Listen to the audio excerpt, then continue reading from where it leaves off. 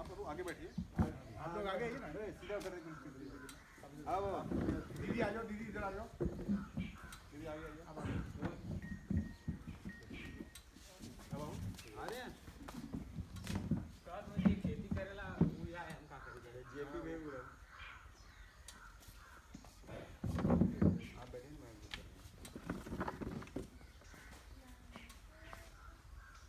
आइए अभी बैठिए आराम हम बैठ रहे हैं अरे बैठ जाओ। तो ज़्यादा टाइम नहीं लेंगे हम लोग। महेंद्र जी रास्ते में हैं, वो प्राकृतिक कृषक हैं और उनको कई अवार्ड्स मिल चुके हैं। तो हम लोग जब तक ना एक दूसरे को जान लेंगे तो अच्छा रहेगा, क्योंकि हम लोग आपस में मिल रहे हैं और मुझे लगता है कि हम आज ही नहीं मिल रहे हैं, हम अब कई बार मिलने वाले हैं। और अगर आप लोगों का इंटरेस्ट रहेगा तो हो सकता है कि ज़िंदगी भर का सफ़र हमारा साथ चले। तो जितने लोग जुड़ते जाएंगे हम आगे चलते जाएंगे। मेरा नाम राकेश कुमार पांडे है, हमारे साथ में अमित सिंह जी हैं, हम रिंकू सिंह भैया के माध्यम से आए हैं। तो प्राकृतिक खेती के बारे में आप लोगों को कुछ आइडिया है किसी को? नहीं आइडिया है? जी जी बताइए। प्रकृति से जुड़कर जो चीज़ें हैं उसका इस्तेमाल करना, और जैसे जानवरों के लिए भी प्राकृतिक रासायनिक खाद वगैरह ये चीज़ों को हटाकर इसमें प्रकृति के द्वारा जो भी सुविधाएं प्रकृति ने दिया है उसका इस्तेमाल करना, उसके जरिए जो है अपने लिए और पशुओं के लिए जरूर चाहिए। वेरी नाइस, ताली बजाने।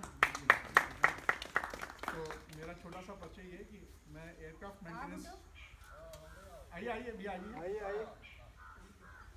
मैं ऐसे तो व्यवसाय से एयरक्राफ्ट मेंटेनेंस इंजीनियर हूँ और दुनिया के लगभग 168 देशों के साथ में लगातार काम किया था। 17-18 साल तक मैं यही काम करता रहा। साथ में मैं मनोवैज्ञानिक हूँ और थोड़ा सा इंट्रोडक्शन मैंने भैया को बता दिया था, वो तो फील्ड जाएगा। अब मैं समाज सेवी हूँ और साथ में मेरे एक एनजीओ है, उसका नाम Anika education health and welfare trust है। और लोक भारती के साथ में हम लोग मिलकर प्राकृतिक खेती को बढ़ावा दे रहे हैं और किसानों को अपने मन से जोड़ रहे हैं। हमारे भैया जो हैं ये सेल्फ लर्नर हैं। सेल्फ लर्नर का मतलब होता है वो खुद कैसे उन्होंने सीखा, उसके बारे में थोड़ा सा ही अपना बताएंगे। तो ये इनका परिचय लेने के बाद मेरा परिचय हो गया, फिर हम चाहेंगे कि एक लाइन से आप लोगों का परिचय लिखते हुए हम लोग फिर आगे चला जाए, है ना। तो अमित भैया आप अपने बारे में बताइए थोड़ा सा। अमित सिंह नाम है मेरा, आजमगढ़ मुबारकपुर का रहने वाला हूँ। सीखने की जहाँ तक बात है तो शुरुआत मेरी हुई, लॉकडाउन लगा, मैं घर पे चला गया। घर पे था तो पिताजी थोड़ी सब्जी घर के लिए लगाए थे, थोड़ा बहुत ज़्यादा नहीं। मैं भी जाने लगा सुबह वहाँ वही एक कीड़े लग गए पौधों में। टमाटर का पौधा था, उसमें कीड़ा लग गया। फल आए थे, अच्छे आए थे फल। पापा कहे कि जो है कौन दवाई ले ले, आवाज़ छिड़क दे रहे दवाइयाँ छिड़कन ये वही कि हम खाए के घर ही खाती बोले। कहना नहीं, ऐसा है कि ख़त्म हो जाएगा पेड़ नहीं। तो फिर वही शुरुआत हुई हमारी। यूट्यूब पे मैंने देखना शुरू किया कि इसका क्या प्राकृतिक कोई निदान है इस चीज़ का। देखते देखते सुभाष पालेकर जी हैं जो है काफ़ी मेहनत की है उन्होंने, इसमें अपना 25 साल का रिसर्च किया है उस प्राकृतिक खेती को। उन्हीं की समझ लीजिए देन जागरूकता आई है, सुभाष पालेकर जी ही शुरू किए। उनकी वीडियो मिल गई मुझे तो देखने लगा। देखने के बाद 10 पर्णी अर्क बनाया मैंने, जिसको हम लोग बेकार जो चीज़ें समझते हैं यहीं से मिल जाएगी सारी चीज़ें आपको। नेचर का ही हम इस्तेमाल करें, कोई बाहर का चीज़ करेंगे, इतने दूर में ही मिल जाएगी आपको। मदार का पौधा हो गया, नीम की पत्ती हो गई, नीम का फल हो गया, लाल मिर्च डाल दीजिए, प्याज डाल दीजिए, लहसुन डाल दीजिए। सारी चीज़ें डाल करके आप उसको, अगर आपके पास समय है, जैसे महीने 2 महीने का समय है, तो उसको सारी चीज़ें पानी में डाल करके और धो दीजिए। ले लें जी, ये इनका मतलब ये था कि इन्होंने यूट्यूब से सीखा है। और आपको बता दूं मेरा इनसे परचेस सिर्फ 2 दिन पहले ही है। और उसको मैंने अपना अप्लाई किया है, खेत में अप्लाई किया और उसका रिजल्ट मुझे दिखा। मेरे सर पे बाल आप देख रहे हैं 40% बाल ज़्यादा हुए हैं 2 साल। अच्छा, वेरी गुड। तो आप सोचिए कि इनके हेल्थ बता रहा हूँ। तो अब अमित सिंह का परिचय हो गया। अब चाहेंगे रिंकू भैया थोड़ा सा बताएं, फिर आपसे शुरू करते हैं। सर पे जो बाल हुए हैं, मेरे सर के बाल देखिए वो रहेंगे, देखिए बहुत बुरी हालत कोई बात नहीं है, तो वही मैंने है, पोल्यूशन है। आप भोजन हर बार जब कुछ भी आपके मुंह में जा रहा है, इतना सा उसके साथ आपको केमिकल जा रहा है, केमिकल जा रहा है, इतना सा जा रहा है, इतना सा जा रहा है, लेकिन जा रहा है, ये कंफर्म है जा रहा है। तो रिंकू भैया फिर अपना परिचय दें, फिर दीदी का परिचय लेते, फिर आप सभी से चालू करते हैं। बच्चे तो इनको से मैंने बताइए सब कुछ। फिर भी एक मेरा नाम रिंकू सिंह है और बैठो ठीक है बैठो। बहुत बढ़िया, स्वागत है इनका। दीदी मैं शीला खेती बाड़ी में भी दिलचस्पी रखती हूँ और काम के साथ थोड़ी खेती बाड़ी की महिलाओं के अगर खेती बाड़ी करनी है तो हमें प्रोत्साहन बहुत देना चाहिए। सर आप ही से आप आगे हैं तो आप ही से परिचय शुरू करते हैं। हम लोग आपस में एक दूसरे को इंट्रोडक्शन कर रहे थे। ठीक है, तो नाम समर सिंह हमारा नाम है। भाव का एक पूर्वा है मस्तान में। जी आप खेती वगैरह कराते हैं? खेती पेशा है। तो आपके पास पशुधन है? हाँ 200 गैया है। 200 गैया कौन सी देसी है कि ऐसी दोगली नस्ल है? ठीक है। आप भैया खेती करते हैं। आपका नाम बता दीजिएगा। राकेश सिंह। राकेश सिंह। खेती करते हैं सर? रात मिश्रा साधु भाव खेती करते हैं। बहुत बढ़िया सर। दुभाव खेती अभी खेती करते हैं तो बहुत मज़ेदार है कि हमको इस बार असली किसानी मिल रही है, वरना ब्लॉक पे तो ज़्यादातर बिजनेसमैन मिलते हैं। हाँ सर। मेरा नाम अजय सिंह है। इसी गाँव का रहने वाला। हाँ सारी बाबा आ गए। आप सब आ गए। सब कुमार सिंह लोग हैं। इस गाँव को रहने वाला है।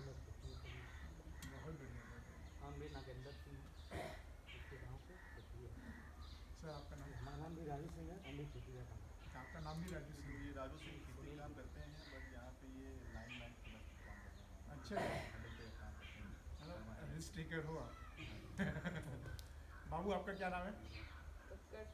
उत्कर्ष सिंह। कौन सी क्लास में पढ़ते हो बेटा? 9th में। क्या बनना है भविष्य में? क्या बनना चाहते हो? डॉक्टर। वेरी गुड, बहुत अच्छा। सर मेरा नाम सुनील कुमार सिंह है। हमारी शिक्षा से इसी से आपका जोश तो मुझे पता चला महेंद्र जी से, आप और रिंटू भैया का। जी बाबू? मेरा नाम सौर्य सिंह है, इसी गांव का रहने वाला हूँ। पढ़ाई करता हूँ, क्लास 11th में। क्लास 11th में। क्या सब्जेक्ट है बेटा? बायो। बायो है? Yes. Very good. मेरा उज्जवल सिंह है, मैं इसी गाँव का रहने वाला हूँ। मैं भी स्टूडेंट हूँ, क्लास 11 फुटबॉल प्लेयर भी हूँ। Very nice. तो फुटबॉल में कहाँ तक खेल रहे हो? अभी स्टेट लेवल पे खेल रहे हो? Very nice. और बेटा आपका बच्चा? शशांक सिंह, शशांक सिंह। क्या करते हो बेटा? क्लास 11th में। मैथ मैथ है क्लास में। क्या बनना चाहते हो? NDA की तैयारी करें। नेशनल डिफेंस अकेडमी की तैयारी कर रहे हो? तो अभी से ही क्रैश कोर्सेज चालू कर दिया, फाउंडेशन कोर्सेज। Very nice. तो ये हमारा तो परिचय हो गया सर। महेंद्र जी इस रास्ते में आ रहे हैं। तो हम जिस सब्जेक्ट के ऊपर बात कर रहे हैं वो गौ आधारित जीरो बजट बहुफसली प्राकृतिक खेती है। प्राकृतिक खेती दीदी ने बता दिया कि हमें जो हमारे आसपास चीज़ें हैं उन्हीं से ही हम बीज बनाएंगे, उन्हीं से हम खाद बनाएंगे, उसी से हम कीट नियंत्रक बनाएंगे और वो हम अपने खेतों में इस्तेमाल करेंगे। उसमें कोई भी हम जैविक, ऑर्गेनिक या किसी भी प्रकार का कीटनाशक जो कि इंसान ने बनाया है मशीनों के द्वारा, वो हम इस्तेमाल नहीं करेंगे। ये प्राकृतिक खेती है। गौ आधारित हम सिर्फ गौवंश की बात करते हैं, जो देसी गाय है। अगर वो गाय नहीं है, बैल है, तब तो बहुत बढ़िया है, क्योंकि जो गाय है और बैल दोनों में अंतर ये है कि गाय की सारी एनर्जी उसको दूध में चली जाती है और उसके गोबर और मूत्र का इस्तेमाल करते हुए ये तीनों चीज़ हम बनाते हैं। तो ये बहुत ज़्यादा टेक्निकल चीज़ें हैं। इसके बारे में तो महेंद्र जी और आप जो है अमित सिंह जी आपको बताएंगे इसमें क्या करना चाहिए। तो हमारी कोशिश ये है, जो जैसे मेरी कोशिश यात्रा है, कि हम किसानों को पहले तो अपने शरीर को स्वस्थ रखने के लिए तैयार करें। आप अपने और अपने परिवार को स्वस्थ रखिए। आप ज़्यादा नहीं, सिर्फ एक विषय या फिर जितनी आपकी क्षमता है उसमें पहले आप अपने लिए किचन गार्डन बनाइए। जैसे भैया ने यहाँ पे किचन गार्डन बनाया है, इसमें अपना जो बीज शोधन से लेके मल्चिंग से लेके सारी टेक्निक का इस्तेमाल करके आप अपने खेत के लिए पहले अपने लिए उगाइए और उसके बाद उसका जब आप इस्तेमाल करेंगे, जब आपको स्वाद वापस आ जाए, आपके शरीर में बदलाव लगे, तब उसको हम कॉमर्शियल लेवल पे लेके जाएंगे। तो जब हम कॉमर्शियल लेवल पे जाएंगे, जो हम बेचने के लिए पर्पज से करेंगे, तो उसके अंदर हमारे यहाँ बहुत सारे ऐसे किसान हैं जो 1 एकड़ से 5 लाख रुपए बचा रहे हैं। और एक नहीं है, ऐसे बहुतायत हैं। मैं भैया को यूट्यूब दे दूंगा, उसमें हमारे अपने किसान हैं। 20,000 किसानों की श्रृंखला है। बहराइच, लखनऊ रोड, आसपास बलिया, और महेंद्र जी स्वयं भी हैं जिनको प्रधानमंत्री, गवर्नर और CM साहब से कई अवार्ड्स मिल चुके हैं सिर्फ इनकी प्राकृतिक खेती से, और ये कई सालों से कर रहे हैं। आप भी करीब 8-10 साल से कर रहे हैं, राइट? तो अभी वो आ जाएंगे सर, वो रास्ते में है। तो हम आप लोगों के साथ में ये सहयोग चाहते हैं कि हम यहाँ पे आगे भविष्य में ऐसे संगठित किसानों का एक संगठित ग्रुप बनाना चाहते हैं, और वो संगठित ग्रुप का पर्पस ये होगा कि इसमें जो कोई भी जुड़ेगा वो उसका मालिक होगा, लेकिन शर्त ये है कि वो किसान होना चाहिए। ये हमारे बाबा हैं।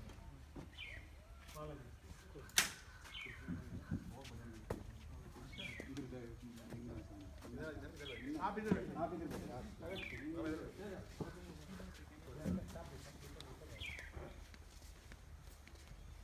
आ जाओ बच्चे, बैठो। और चाय लेके आओ, पानी।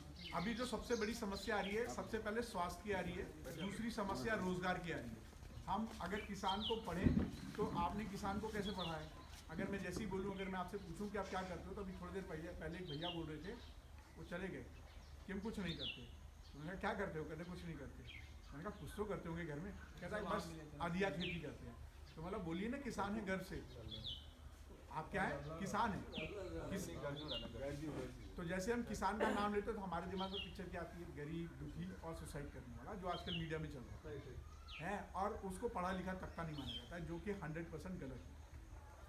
अगर मैं भैया की बात करूँ, ये कॉर्पोरेट में केवल एक जॉब कर रहे हैं, लेकिन ये उसमें एडमिनिस्ट्रेशन नहीं कर सकते, सेल्स नहीं कर सकते, मार्केटिंग नहीं कर सकते, प्रोडक्शन नहीं कर सकते, इन हैंड काम नहीं कर सकते। लेकिन अगर मैं अपने किसान की बात करूँगा ना, तो मेरा किसान एक साइंटिस्ट है, वो एक अच्छा मार्केटिंग करता है, और वो अपने उत्पाद को मार्केट में बेचता भी है, और उससे 2 पैसे कमाता भी है, और खुद का डॉक्टर भी है, अपना और अपने जानवरों का ख्याल रखता है। तो बताइए कि बिना पढ़ा लिखा और पढ़े लिखे में कितना अंतर है? और कोई भी किसान मेरा पढ़ा लिखा नहीं है, ऐसा बोलना गलत है। मेरा किसान जो है वो गर्व से अपने आप को पहले तो किसान बोलना सीखे, और इसी सिलसिले में हम आगे बढ़ते हुए एक कंपनी बनाना चाहते हैं, उसे कहते हैं FPO, फार्मर प्रोड्यूसर ऑर्गेनाइजेशन। हाँ, किसान उत्पादक संघ। हाँ, हिंदी में इसको अच्छे बोलते हैं, ज़्यादा अच्छा रहेगा, मेरे लिए थोड़ा डिफिकल्ट है। तो इसमें हमने कई लोगों को जोड़ा है, करीब हमारे अपने स्टेट्स के भी लोग हैं, और ऐसे लोगों को जोड़ रहे हैं जिन्होंने अपनी ज़िंदगी में बहुत धोखा खाया, क्योंकि जो लोग धोखा खाए होते हैं वो एक ईमानदार नींव रखते हैं। तो हमने CA से लेके अकाउंट से लेके हर लोगों को जोड़ रहे हैं, ताकि किसी के साथ कोई गलत ना हो। 1000 रुपये दे के इस कंपनी के साथ जुड़ना है, और वो उस कंपनी का 1000 का शेयर होल्डिंग बनेगा। हमारा टारगेट है 2000 से 3000 किसानों को जोड़ना। तो पहला काम है हमें जोड़ना, दूसरा काम है हमारा प्राकृतिक खेती को रोज़ अभ्यास करना। आने वाले 6 महीने में जब हमें रिजल्ट आने लगेगा, तब हम उसके आगे के स्टेप में जाएंगे, जो कि हम सीधे मार्केट से मोल भाव करेंगे। तो ये हमारा टारगेट है। तो हम थोड़ा सा अलग करने की कोशिश कर रहे हैं। तो मेरे ख्याल से यहाँ तक तो आपको क्लियर हो गया चीज़, किसी का कोई मन में सवाल है? नहीं है? तो फिर हम प्राकृतिक खेती कैसे किया जाता है, उसके फ़ायदे क्या हैं, आइए अमित सिंह जी से सुनते हैं। अमित जी। जैसे प्राकृतिक खेती तो पहले ये समझिए कि है क्या। लोगों को जैसे कहा जाता है प्राकृतिक खेती, तो उनको लगता है गोबर की खाद डाल करके हम खेती। गोबर हमको खेत में इतना ही डालना है जितने से कि केंचुए को भोजन मिल सके। पूरी खेती आपका केंचुआ करे, आपको कुछ भी करने की ज़रूरत नहीं है। ये पेड़ लगा है, यहाँ कोई पानी देने नहीं जाता। सबसे पहले तो ये जो हम लोग पत्तियाँ झाड़ देते हैं, ये गिरती ही इसीलिए है कि ज़मीन ढकी रहे। ज़मीन ढकी रहेगी जिसको मल्चिंग बोलते हैं। ज़मीन ढकी रहे तो नीचे केंचुए काम करें, उनको अंधेरा पसंद है, अंधेरे में ही वो काम करें। ऊपर आएंगे, चिड़िया खा जाएगी, चीज़ खा जाएगी। प्राकृतिक खेती पूरी तरीके से केंचुए पर आधारित है, या प्रकृति पे समान लीजिए। उसमें हम कुछ भी नहीं डालना। जो चीज़ें हम पौधा ज़मीन से लेता कितना,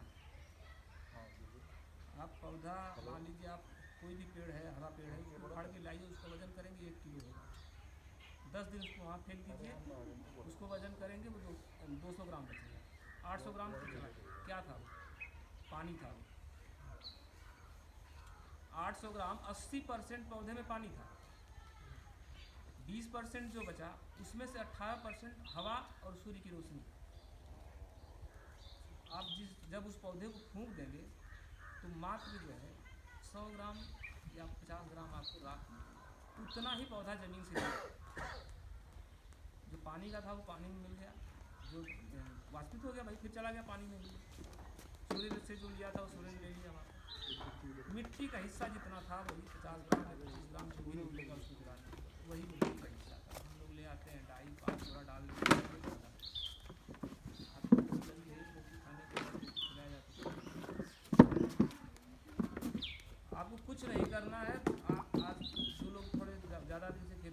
होंगे उनको पता होगा कि 10 साल 15 साल पहले आप खेत में चले जाइए, केंचुए ही केंचुए। आप एक बोरी यूरिया ले आए हैं, सभी लोग पढ़े लिखे होंगे, पता होगा कि इसमें नाइट्रोजन कितना है, 46%। 2 बोरी यूरिया में 46 किलो मिलेगी आपको नाइट्रोजन, 100 किलो में 46 किलो मिलेगी। बाकी 54 किलो क्या है, कभी किसी ने सोचा नहीं होगा उस चीज़ का। है तो कुछ ना उसमें, वजन तो है उसका। 1 कुंटल आप यूरिया ले आएंगे, 46 किलो नाइट्रोजन आपको भूमि को चाहिए, नाइट्रोजन के लिए देते हैं यूरिया। बाकी 54 किलो क्या है, नमक है, क्षार है, वो पार्टिकल जो कण होते हैं मिट्टी के, उनको आपस में जोड़ता है। आप अभी नंगे पैर अपने खेत में, जूते हुए खेत में नहीं जा सकते। आज से 5 साल पहले बच्चे हम लोग जब हल चलता था तो जाके खेलते थे पीछे पीछे ट्रैक्टर के, दौड़ते थे उसमें। अब नहीं कर पाएंगे, आप छाले पड़ जाएंगे पैर। एक तो थोड़ी ये है कि भाई जूते पहनने की आदत हो गई है, एक तो वो कारण है, मिट्टी कड़ी हो गई है, पतली होती जा रही है आपकी। एक केंचुआ एक दिन में 20 मीटर चलता है, 24 घंटे। केंचुआ ऐसा प्राणी है जो 1 सेकंड के लिए भी नहीं रुकता है। आप कभी भी गौर करिएगा, देखिएगा, खेत में जाते हैं आप, कहीं भी आए आपको, तो आप ध्यान दीजिएगा उस चीज़। 1 सेकंड के लिए नहीं रुकेगा, वो पूरे दिन चलता है, 24 घंटा 365 दिन।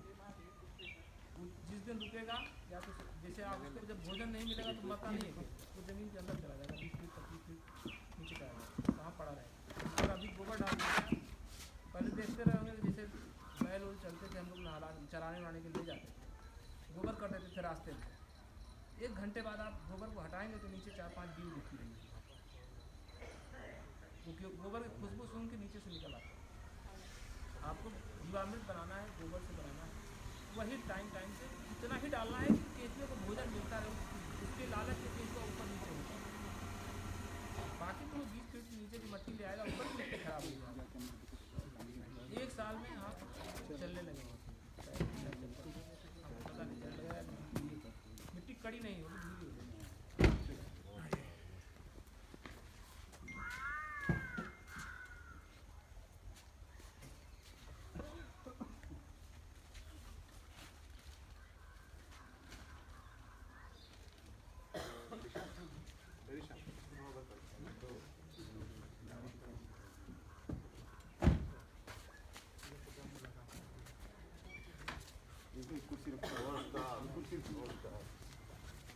आइए, काम मेरी खेती का परिचय हो गया, सभी का परिचय करा दिया गया है, उसको मैं बांटता हूँ। और अगर आगे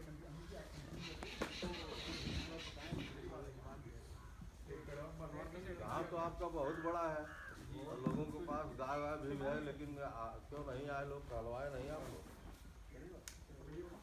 कहलवाना चाहिए। बहुत मुख्य चीज़ हम आपको बताने जा रहे हैं ना, और आप लोग इसका ज्ञान ले लीजिए। प्रैक्टिकली मैं कर रहा हूँ इसको अपने घर पे 7 साल से। आइए बैठिए दीदी, आप आइए बैठिए। आप आगे महिला को रिप्रेजेंट कर रहे हैं ना, हमें तो चाहिए कि खेतों में महिलाएं जुड़े हमसे। बैठिए दीदी।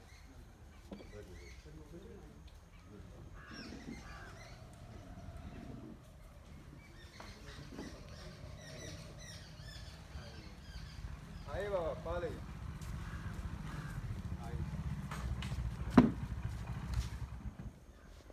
आइए बाबा, तो बैठे बच्चे बच्चे। आपस में हमारा इंट्रोडक्शन सबका हो गया, वो रिकॉर्ड में नहीं कर लिया। प्राकृतिक खेती के बारे में काफ़ी कुछ बताया, वो सब लिखेंगे और हमें सिंगने भी थोड़ा सा बताया। तो अब हम आते हैं शोधन से शुरू लेके मंचिंग, और उसमें हम लोग जो कीटनाशक बनाएंगे, बनाएंगे, उसको कैसे बनाया जाए और किस तरीके से खेत में इस्तेमाल किया जाए, ये वाला एक गिलास पानी पिला दीजिए। और सबसे अच्छी बात है कि आप सभी लोग किसान हैं, यहाँ पे सब खेती करने वाले हैं, और दीदी भी कभी कभी करती है।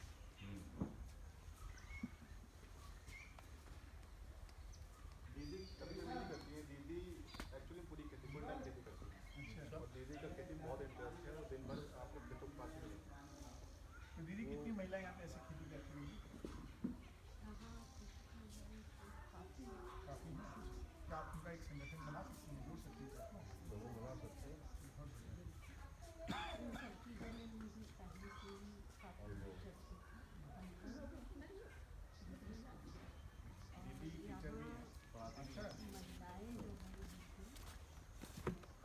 मेहनत करती हैं, लेकिन अहमियत नहीं है। दिनचर्या के विषय में आप लोग बता रहे जी हैं, जी तो ऐसी महिलाओं को सहयोग करना चाहिए। बिल्कुल बिल्कुल। जी लेकिन आप उनका समूह बनाइए यस और उसके बाद हम उनको ट्रेनिंग देते हैं जी और फिर उनको अपने NGO से जोड़ते हैं, जी है ना आप? और उनको आगे बढ़ाते हैं हम। हमारा एक कार्यक्रम आज अगर होने जा रहा है किसान, ये प्राकृतिक किसान सम्मान समारोह, जी तो उसमें हम जितने भी लोग प्राकृतिक कृषि कर रहे हैं उनको बुलाकर सम्मानित करेंगे और उपभोक्ताओं से जोड़ेंगे कि उनका उत्पाद कैसे बिक रहा है। जैसे हम लोगों का तो जैसे रिंकू गए हैं, देखे हम लोगों का फार्म, सारी व्यवस्था देख लिए हैं और हमारा प्रोडक्ट बेचने में मुश्किल नहीं, 100 रुपया से ऊपर चावल बिक जा रहा है, हम पैदा नहीं कर दे नहीं पा रहे हैं, 50 रुपये से ऊपर गेहूँ बिक जा रहा है।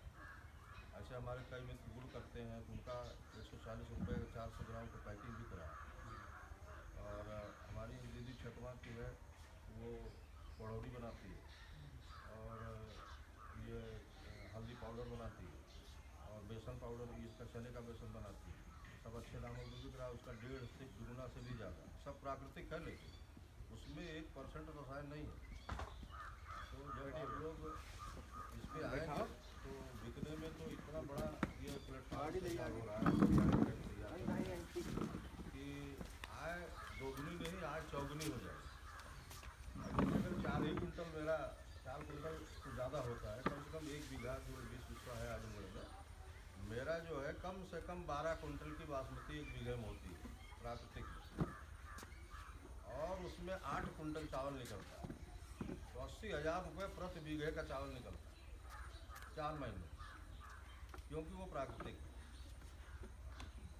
ये हकीकत है, कोई बात वाली असत्य बात नहीं है, हकीकत जो ये हमारे घर गए हैं, बड़े भैया भी गए थे, मैं भी गया था। और हाँ, और आप लोग आइए, विजिट करिए, देखिए, बहुत आसान तरीका है। कैसे होता है मैं उसको बताता हूँ, जरा गिरफ्तार देखो कहाँ गया अभी तक आया नहीं। तो इसमें जो सबसे बड़ी समस्या खत्म हो जाएगी वो आपका, सबसे पहले तो आपका स्वास्थ्य और आपके परिवार का स्वास्थ्य ठीक होगा। मैं ये नहीं कह रहा कि आपकी दवाइयाँ बंद हो जाएंगी, लेकिन इतने की दवाइयों की तुलना जो अभी है, खर्चे वो कम हो जाएंगे। दूसरी जो समस्या, एक समय ऐसा आएगा कि बंद हो हाँ, जाएगा। दूसरी जो समस्या ये खत्म हो जाएगी बेरोजगारी की। अगर आपके पास आज के बच्चे हैं तो आपके सामने सबसे बड़ा चैलेंज है इसको नौकरी लगवा दें। भाई कितने की नौकरी लगेगी?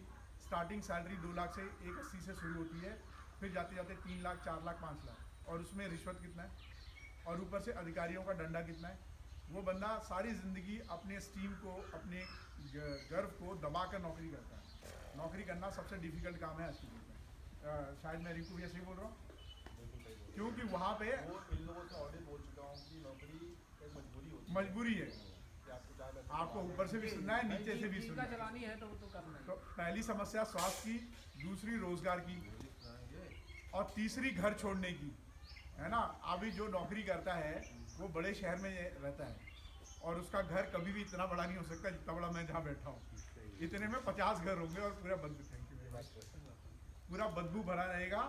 और डेली सुबह जब गाड़ी निकालोगे 50 लोगों से झगड़ा करते हुए आप ऑफिस पहुँचोगे, और ट्रैफिक और 2 घंटे। एक औसतन इंसान अपनी ज़िंदगी का 20% जो है वो ट्रैवलिंग में ख़त्म कर देता है। मतलब अगर आप 100 साल जीने वाले हैं तो 20 साल आपका ट्रैफिक में चला जाएगा अगर आप शहर में रहते हैं, और उसका 20% आप सोने में गंवा देते हैं, तो कितना हो गया आपका? 40%। मैंने देखा हुआ है, बताओ आप। आपका अपने एक्सपीरियंस से बता रहे हैं भैया ने खुद किया हुआ जी। है। 6 साल देशों में भटके हैं, वालों की बताइए 80 देशों में भटके हैं। तो ये सिर्फ हमारे देश की कहानी नहीं है, दुनिया के हर देश की यही कहानी है कि आपका कीमती समय ट्रैफिक में गुजरेगा और दिमाग एकदम फटा रहेगा, घर आएंगे परेशान होकर सो जाएंगे। लेकिन जब आप खेती करते हो तो स्वास्थ्य, नौकरी और ये जो भटकापन है इसे कहते हैं होम सिकनेस। क्या बोलते हैं? Home sickness. जब बुढ़ापा आता है और जब आपको लगता है कि मैं माँ बाप की सेवा नहीं कर पाया, मेरे बच्चे कब बड़े हो गए मैं नहीं देख पाया, ये जो आत्मग्लानि होती है ना, ये बड़ा दुखाई होता है। ये आपको ना वैसे ही ख़त्म कर देता है, तो ये चीज़ आपकी बच जाती है। इसीलिए हम चाहते हैं कि हम यहाँ पे एक ऐसा प्लेटफॉर्म बनाएं, क्योंकि सरकार से मेरे को इतनी ज़्यादा उम्मीद है इस वक्त, और उन्होंने कदम भी बहुत अच्छे बनाए हैं। और मुझे सबसे बड़ा हर्ष की बात है कि मेरे डिस्ट्रिक्ट में जितने भी अधिकारी हैं वो कॉर्पोरेट करने के लिए तैयार हैं। वो हर पद पे खड़े हैं, हर जगह सर को देखिए, हर जगह सर को प्रोजेक्ट कर रहे हैं। तो जैसे अनसंग हीरो हमारे ये बैठे हुए हैं, ये अनसंग हीरो हैं। जब मैंने कल डीडी साहब के सामने इनकी चर्चा की तो कह रहे यार ये क्यों नहीं आया, तो मैंने उनको यही बताया क्योंकि आप इस जिम को डिस्कवर नहीं कर पाए, ये दुनिया में एग्जिस्ट नहीं करता, ऐसा नहीं है। आप जैसे किसान एग्जिस्ट करते हैं, खुद काम करते हैं, तो उनकी पहचान भी आपको मिलेगी। तो ये चारों काम हम प्राकृतिक खेती से समूह बना के कर सकते हैं। तो हमें चाहिए कि आप में से गांव में से हमें ना मास्टर ट्रेनर अभी जो सर सिखाएंगे, तो उसमें से कम आप खुद बोले कि ये मेरा बेटा जो है, या मैं खुद मास्टर ट्रेनर बन के और ये शपथ लूँगा कि मैं हर इंसान को, जैसे हम गाड़ी लेकर आए ना, ऐसे ही आपका दिल होना चाहिए, जहन इसकी, मैं अपने गांव में सबको ट्रेनिंग दूंगा डिस्पाइट की डिफरेंसेस। जो अभी आपने एक डिफरेंसेस मुझे बताया कि क्या बोलते हैं उसको, जो पड़ोसी होते पटीदार नहीं, दयाद और पटीदार बोलते हैं, ये डिफरेंसेस खत्म कर दें। क्योंकि जब हम भारत को देखते हैं, जब मैं बाहर था तो मुझे बोलते थे कि मैं इंडिया से हूँ, तो बड़ा खुश होता, मेरा भाई मिल गया। जब पता चलता था भोजपुरी तो लगता है ये तो मेरे घर का मिल गया, अगर पता चला मेरे गांव का है तो लगता है अरे सगा भाई मिल गया। फिर तो हर, अगर हम मिडिल ईस्ट में तो फ्राइडे में है, और अगर यूरोप और अमेरिका में है तो संडे है। और उस टाइम हम लोग जश्न मनाते थे कि भैया मेरा भाई मिल गया। तो जब हम गांव में आते तो ये डिफरेंसेस जब से मैं यहाँ देख रहा हूँ, ये मेरे को बड़ा दुखदाई लग रहा है। हम वहाँ पे मिलकर काम करते हैं और यहाँ डिफरेंसेस है, ये डिफरेंसेस, ये जो दूरियाँ हैं ये खत्म हो जाए और हम मिलकर एक यूनाइट होकर अपने अपने परिवार का, अपने गाँव का विकास करें। और प्रधान जी को भी ऐसे ही जोड़ा जाए, उनको बताएं कि ये ज़मीन और घर लेके आप जाने वाले नहीं हो। अगर ये डेवलपमेंट करते हो तो आप अपने आने वाली पीढ़ियों के लिए काम करते हो। क्या प्रधान जी आए हैं हमारे बीच में? आप प्रधान जी को भी बुला लेते तो अच्छा रहता। तो प्रधान जी को ये बताएं कि अगर आप डेवलपमेंट करते हो तो स्कूल आप अपने बच्चे के लिए बना रहे हो, क्योंकि अभी आपका बच्चा बाहर जा रहा है, पैसे जा रहे हैं आपके। हॉस्पिटल बनाओगे आप अपने लिए बनाओगे। अगर किसानों के लिए जो काम करोगे, अगर वो किसान के लिए काम कर रहे हैं तो ये खेत दूसरे खेत के साथ जुड़ा है। तो अगर आप प्राकृतिक खेती मिलकर करेंगे तो सब प्राकृतिक खेती सबका स्वस्थ रहेगा। अगर हम लोग दूसरे का जोड़ेंगे तो उसका पानी बह के इसमें आएगा, फिर वो नुकसान होगा। तो अगर हम अपना स्वास्थ्य रखना चाहते हैं तो हमें अपने से शुरू करना पड़ेगा। तो ये बात है। अब सर को मैं देता हूँ मंच, तो सर शुरू करें टेक्निक से। चलिए राकेश जी, आप लोग और भी कुछ आगे कुछ बताए होंगे। हमने बस प्राकृतिक खेती और इससे संबंधित है, क्योंकि ये तो आप ही का एक्सपर्ट है। आप जो सब्जेक्ट एक्सपर्ट है वो ज़्यादा अच्छा बताए, आप तजुर्बे हैं, मैं तो कॉर्पोरेट से हूँ, चलिए ठीक है। मैं तो जोड़ने की कोशिश कर रहा मेरा हूँ। नाम महेंद्र सिंह है और मैं खरसान खुर्द का रहने वाला हूँ और मैं 2000 से खेती कर रहा हूँ। इस समय मेरी 45 एकड़ खेती हो रही है और मैं भी जो है नौकरी नहीं किया, लेकिन रुझान मेरी रही बिजनेस की तरफ। तो बिजनेस भी है मेरे पास, एशियन पेंट की एजेंसी है, हार्डवेयर की दुकान है और सारे बच्चे जो है 4 बच्चे हैं, उसमें 2 पेयर में सर्विस कर रहे हैं। तो मेहनत 20 साल मैंने बहुत परिश्रम किया। 10 साल पहले मैं ड्राइवर ही था और मेरे पास एक ट्रैक्टर था, तो इतना विकट मेहनत मैं कर रहा था। और उसके बाद इसमें मेरे पास 20 ड्राइवर, 3 कंबाइन है, 3 भूसा की मशीन, सब लोग देख के आए हैं लोग, और 5-6 ट्रैक्टर हैं। तो मेहनत हुआ और फिर मेरे पास मात्र 15 एकड़ खेत है। तो मैंने कहा जब खेती करना तो इसको और बढ़ाया जाए, तो मैंने 25 एकड़ लीज पे ले लिया और सब खेती करने लगा। तो इस तरीके से बढ़ता गया और आमदनी बढ़ती गई, बच्चे उसमें सेट होते गए सब और सब कुछ ठीक हुआ। तो मैं आपको बता दूं कि 2013 में मेरा अपने ज़िले से चयन हुआ था गुजरात के लिए कि सबसे बेहतरीन खेती करते हैं। और मेरा चयन जब आजमगढ़ हुआ तो मुझे भेजा गया गुजरात और वहाँ करीब पूर्वांचल के हर इधर से एक ज़िले से एक किसान थे। मतलब पूरे भारतवर्ष के हर गांव से हर ज़िले से एक किसान चयनित हुआ। पूरे भारतवर्ष के हर ज़िले से एक किसान का चयन हुआ था, उसमें आजमगढ़ से मेरा चयन हुआ था। तो हम लोग गए इधर से, पूरा सबकी व्यवस्था थी। तो गुजरात सरकार मॉडल क्यों बनी, क्यों इतना आगे काम कर रहे हैं लोग, हमसे आगे क्यों हो जाते हैं, थोड़ा सा उनका विचार अच्छा है और काम करने की प्रवृत्ति बहुत अच्छी है। हम लोग तरीके चट्टी चौराहा पे समय नहीं बिताते, वो काम करते हैं और कोऑपरेट से काम करते हैं। जैसे यहाँ पे है ना कि जो ज्ञान मैं दे रहा हूँ पूरा गांव होता तो सब लोग ज्ञान लेते। मेरे गांव में यही पोजीशन है जो आपको गांव में है। अभी 7 साल से एक भी आदमी मेरे गांव में मेरी खेती नहीं कर रहा। मेरा विरोध होता है, मेरा हंसते हैं लोग। लेकिन अब नए लड़के जो हैं वो इकट्ठा एक दिन आए, कहे कि बाबा आप हमको ट्रेनिंग दीजिए, आप वाला हम निःशुल्क, क्योंकि प्रोडक्ट देख रहे हैं, एक पैसा लग नहीं रहा और शुद्ध खाना घर को मिल रहा है, सारी चीज़ें मिल रही हैं। तो इस तरीके से वहाँ पे जब चयन हुआ तो 2-3-4 दिन का था वो। हम लोगों को जो है 5 स्टार होटल में टिकाया गया और दिन भर हम लोग इस 5 स्टार होटल से सीधे गांधीनगर जाते थे। बहुत बड़ा वहाँ पे लगा हुआ था। आप सोच लीजिए पूरे भारतवर्ष के किसान थे उसमें, हर ज़िले के 2-2, 3-3, 4-4।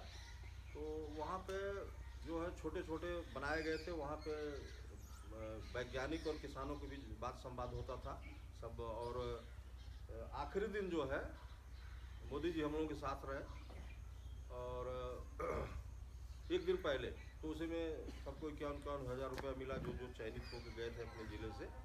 और आखिरी दिन हम लोगों का विजिट था तो वहाँ पे प्रदर्शनी भी लगी हुई थी। तो हमने प्रदर्शनी में जाके देखा, मेरा इंटरेस्ट बहुत पहले से ही था खेती में। तो जाकर प्रदर्शनी देखा तो वहाँ पे केले की घार रखी हुई थी, गेहूँ रखा हुआ था और सब रखा हुआ था। तो मैंने पूछा भैया इतनी बड़ी केले की घार ही कैसे हो गई? तो उन्होंने कहा कि भैया ये पूर्ण रूप से प्राकृतिक है। मैंने कहा ये प्राकृतिक क्या होता है? तो उन्होंने कहा कि आप सुभाष पालेकर जी की ट्रेनिंग लीजिए और या तो उनकी किताबें मंगवाइए और या तो हमारा विजिट कर लीजिए, हमारा बगल में है 15 किलोमीटर पे।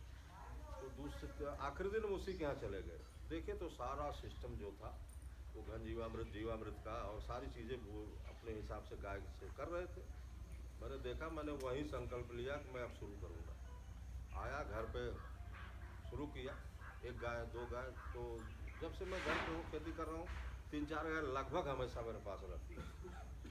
तो शुरू किया, कोई समस्या नहीं थी गौमूत्र और गोबर की। और फिर धीरे धीरे मुझे पहले ही साल रिजल्ट बढ़िया मिल गया। पहले ही साल जिस हिसाब से मैं अभी आपको बताऊंगा, अगर मानक से आप करेंगे तो मेरा ये वादा है कि पहले साल ही रासायनिक फसल से ज़्यादा हो जाएगी। तो वहाँ पे हमने विजिट किया, देखा तो मेरे समझ में आया। फिर मैंने सीधा जो है हमारे गुरुजी यहाँ के हैं महाराष्ट्र अमरावती के सुभाष पालेकर जी, तो मैं इनकी वो लगती है, क्या नाम है कि शिविर लगती है, 6-6 दिन की शिविर लगती है और 10-10 हज़ार किसान एक बार ट्रेनिंग लेते हैं। इतनी बड़ी व्यवस्था होती है।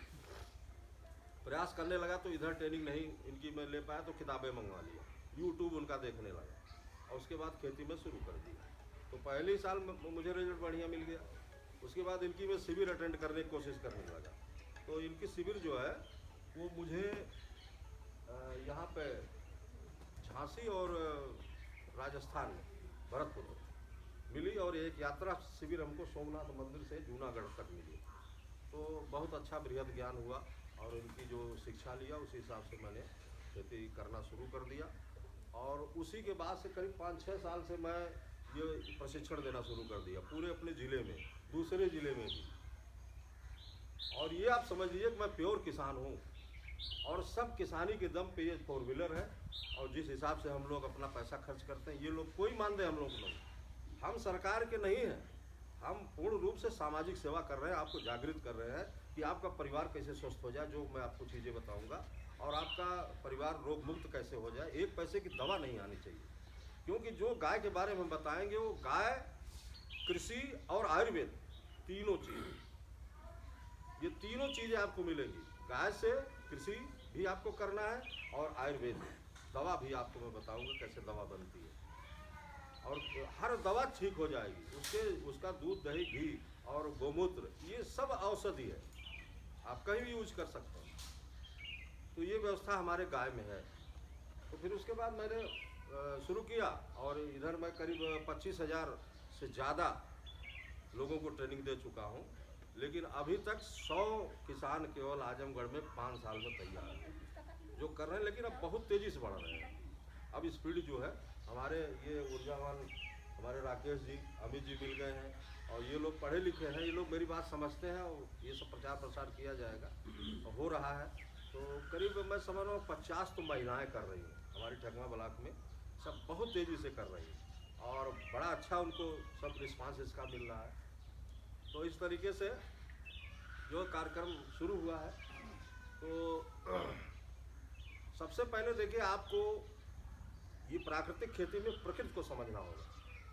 वास्तव में प्रकृति क्या है? प्रकृति मतलब ईश्वर। हमको कुछ नहीं करना, हमको खेती में कुछ नहीं करना, सब प्रकृति करेगी, ईश्वर करेगा सब।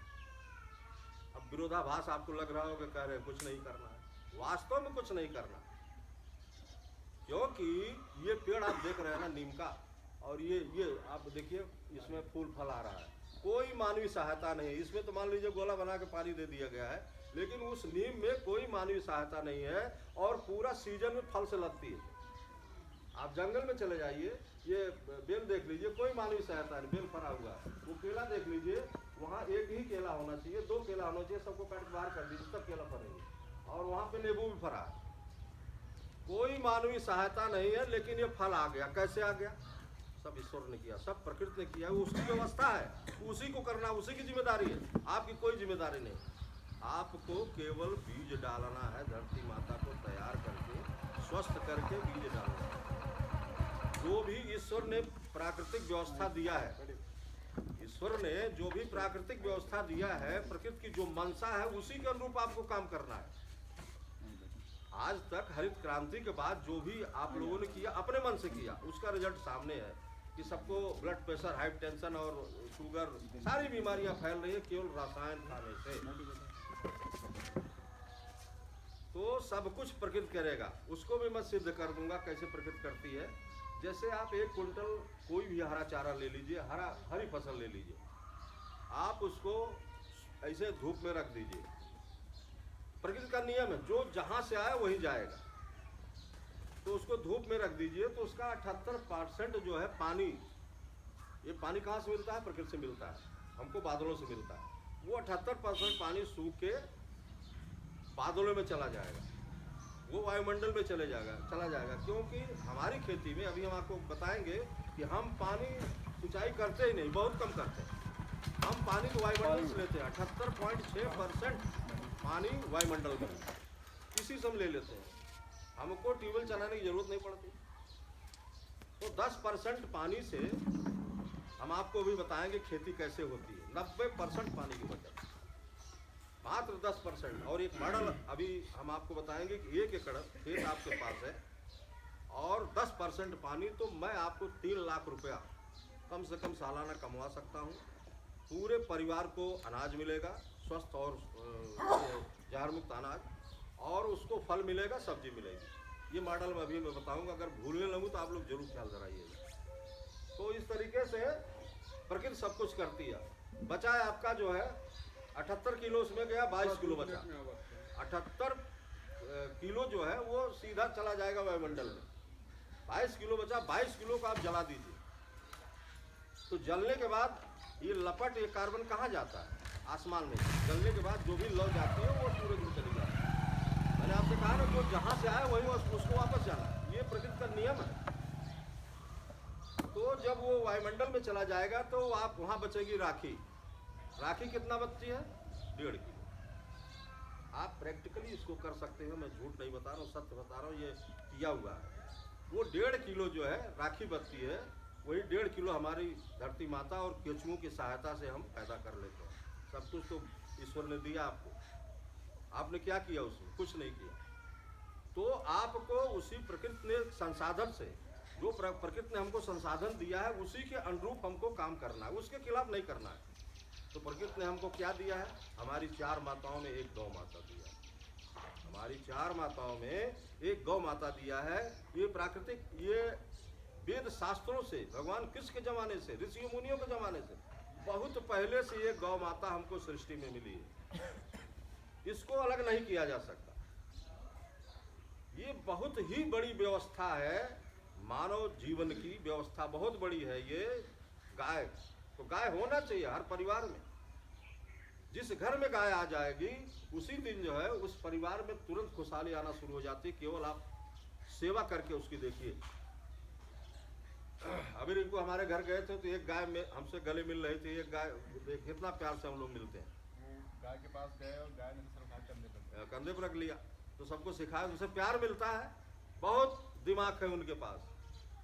अभी मैं बताऊंगा गाय कैसे आप पहुंचेंगे तो गोमूत्र आपको दे देगी। ये हो रहा है, आप करिए, उनसे प्यार करिए, वो प्राकृतिक चीजें हैं। और गाय ही एक ऐसा प्राणी है जिसमें 18 तत्व मिलते हैं। उसकी आंत में जो बैक्टीरिया होते हैं उसमें 18 तत्व मिलते हैं, जो 18 तत्व सबको चाहिए।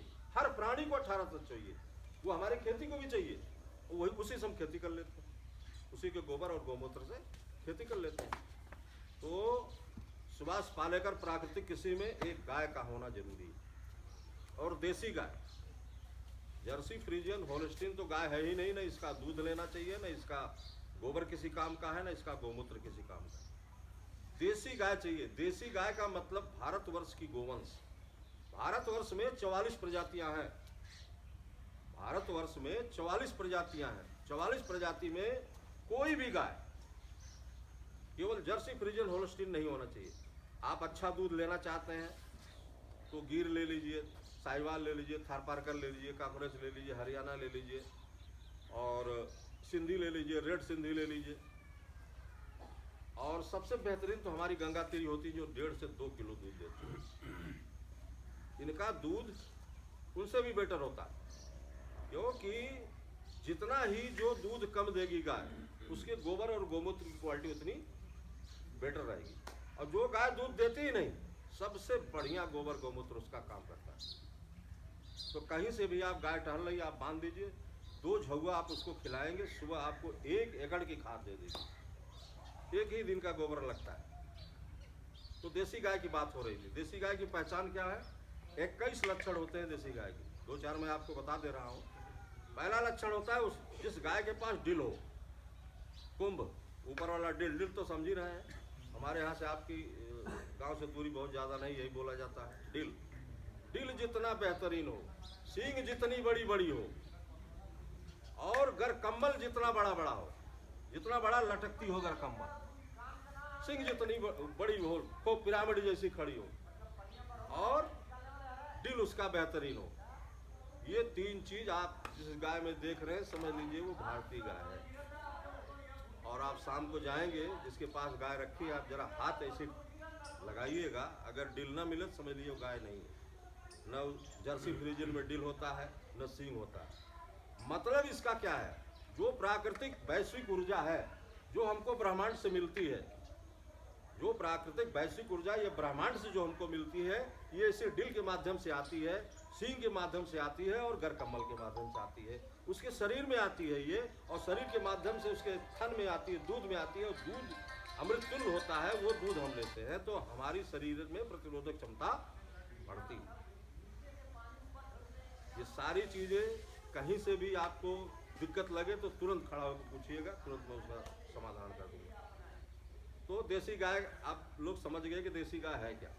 वही गाय लेना है, वही गाय खरीद के लाना है। जर्सी फ्रीजियन नहीं लेना है, ना उसका दूध खाना है। क्योंकि देसी गाय के, जो मैं आगे बताने जा रहा हूँ, देसी गाय के 1 ग्राम गोबर में 300 से 500 करोड़ सूक्ष्म जीवाणु पाए जाते हैं। देसी गाय के 1 ग्राम गोबर में, ऐसे गोबर छू देंगे, हटा लेंगे तो 1 ग्राम हो जाएगा। 1 ग्राम गोबर में 300 से 500 करोड़ सूक्ष्म जीवाणु होते हैं, और जर्सी फ्रीजियन में मात्र 50 से 60 लाख। कितना बड़ा अंतर जा रहा है।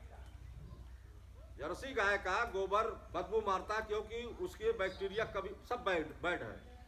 उसके अंदर जो बैक्टीरिया है वो उसका काम ही ऐसा है जर्सी गाय का, कि आप उसको केवल वो खाना आपसे मांगेगी, और नहीं देंगे तो आपका दरवाजा देखेगी, बाँ बाँ चिल्लाती रहेगी, और केवल गोबर करेगी, खाना खाएगी, गोबर करेगी, तो उसकी आंत कभी भी ठीक नहीं रहती। और हमारी देसी गाय के आप देखेंगे, जैसे गोबर करती है तो एक सफ़ेद परत पड़ती है, देखेंगे नहीं आप लोग, पड़ती है ना, वो दूध, वो ये क्या नाम गोबर होता है जो महकता है, जिसमें वो बैक्टीरिया होता है कि पहले हम लोग घर में लीपा जाता था, इसीलिए लीपा जाता था चारों तरफ अंगने में, दरवाजे पे और दीवार पे, कि कोई हमारे घर में कोई बैक्टीरिया न घुसे। ये क्वालिटी हमारी देसी माता की गाय का है। इतना अंतर है। और हम भी चाय पीने शुरू करें थे।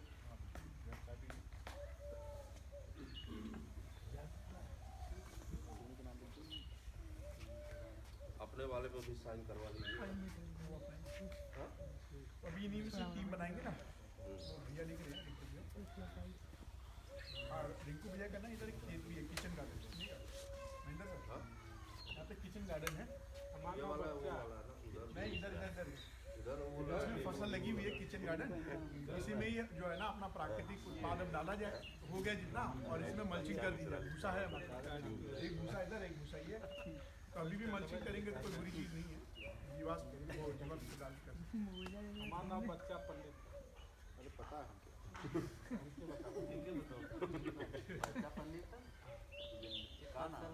बच्चा पंडित नाम है। मिश्रा लिखेंगे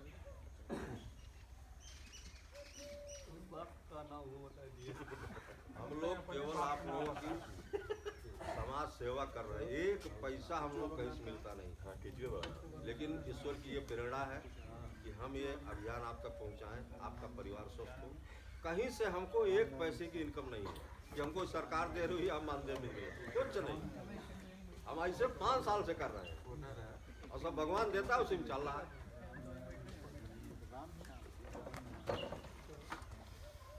आप लोग प्राकृतिक खेती से जुड़िए, बस यही है कि एक, क्योंकि जब आपका खेत ठीक होगा तभी मेरा खेत ठीक होगा।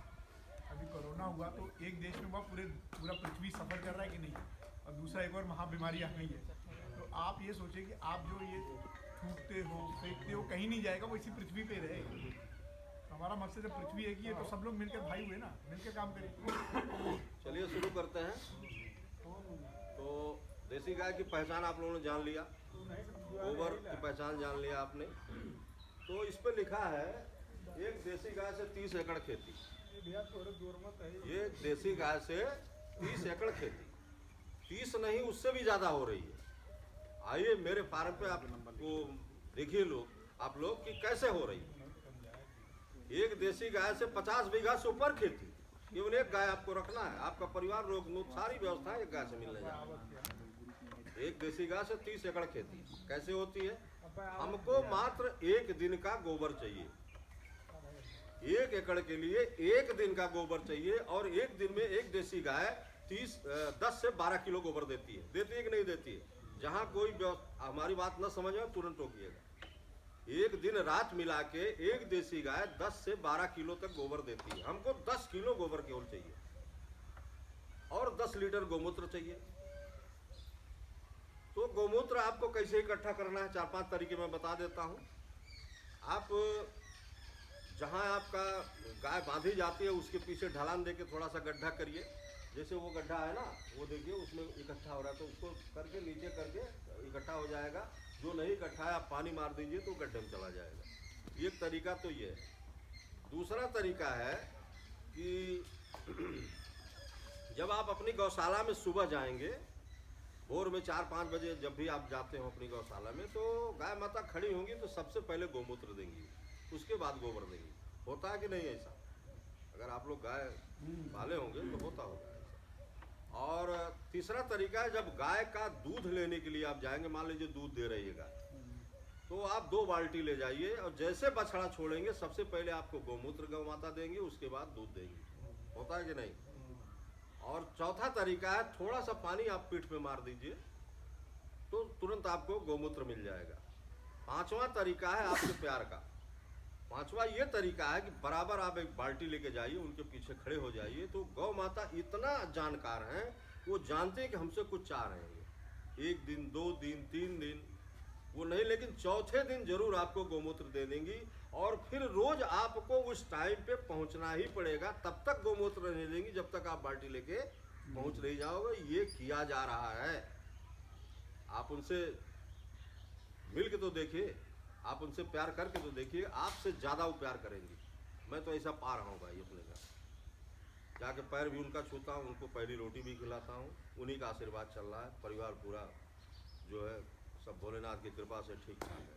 अभी हम लोग गए थे, 5 दिन का हम लोग का टूर था, राकेश जी भी गए थे, और हमारे पूरे 25 साथी उत्तर प्रदेश से आए हुए थे। जैसे मैं आपको बता रहा हूँ वैसे वो लोग भी बताते हैं।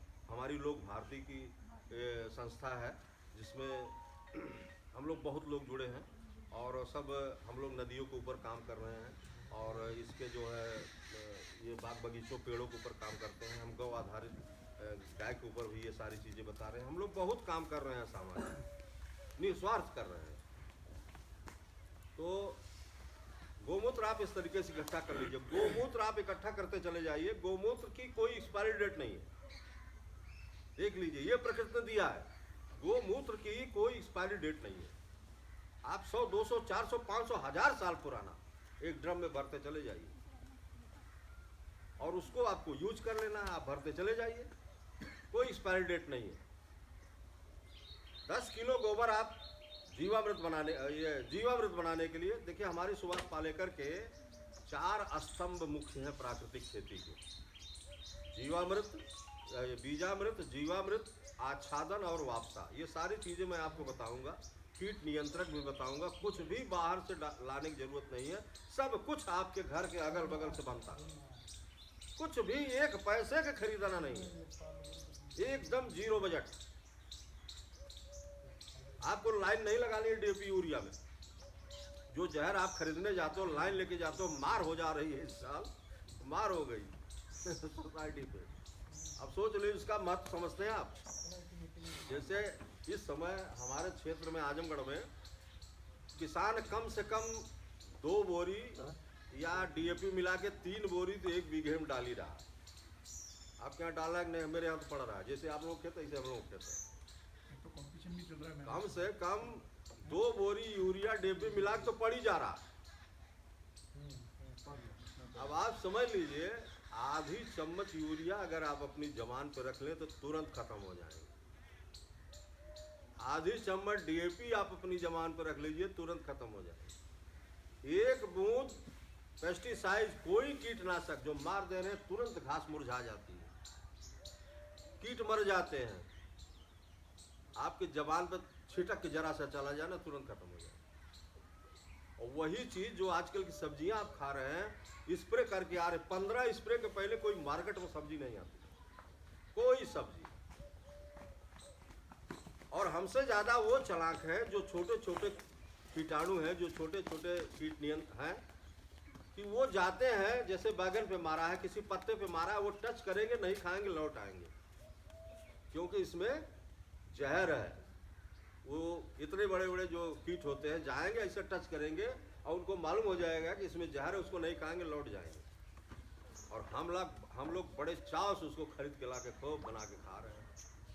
तो बोलती है हमको डायबिटीज, कैंसर और ये सब नहीं होगा, उनको होगा। ये सारी बातें हैं इसमें। 10 किलो गोबर और गोमूत्र। हाँ, 10 किलो गोबर और 10 लीटर गोमूत्र और 1 किलो आपको 200 लीटर ड्रम लेना है। 200 लीटर प्लास्टिक का ड्रम ले लीजिए। उसमें जो है आप 10 लीटर गोमूत्र डाल दीजिए और 10 लीटर गोबर डाल दीजिए। देसी गाय का ताज़ा गोबर चाहिए।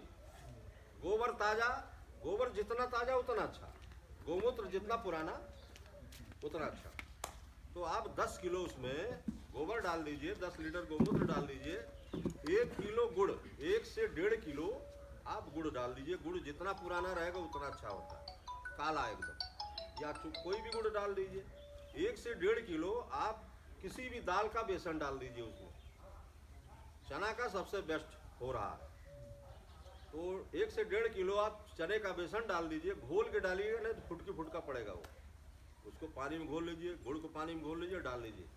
और 1 मुट्ठी मिट्टी आपको जीवांश युक्त चाहिए, वहाँ की जहाँ कभी रासायनिक खाद न पहुँची हो।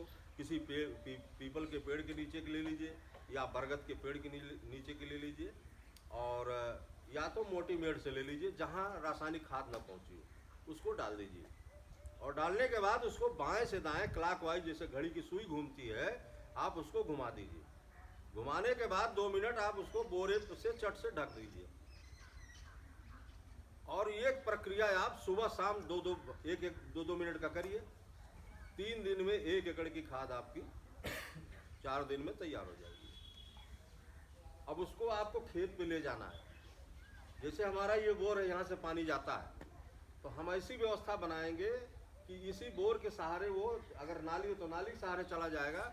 उसमें एक टोटी लगवाएंगे 200 लीटर के ड्रम में, और उसको उतना ही खोलेंगे जितना 1 एकड़ में हमारा जाएगा। या बहुत भी नई नई तकनीक निकली है, जैसे मैं ड्रिप लगवाया हूँ तो उसके सहारे मुझे ले जाना है फिल्टर करके, और इस तरीके से आप ले जाएंगे। या ये बरहा पाइप जहाँ आपकी गिर रही है, जहाँ पानी गिर रहा है, आप वहीं पे ऐसी व्यवस्था बनाई कि वहीं पे वो गिरता रहे, तो 1 एकड़ में जाना चाहिए। समझ में आ गया? कोई प्रॉब्लम हो तो बताइए आप। जहाँ आपका ट्यूबवेल लगा है वहीं पे ये आप बना लीजिए, और बनाने के बाद जहाँ से वो पानी जा रहा है नाली, आप वहीं खोल लीजिए थोड़ा सा, ये उतने खोलिए जितना 1 एकड़ में वो जाए।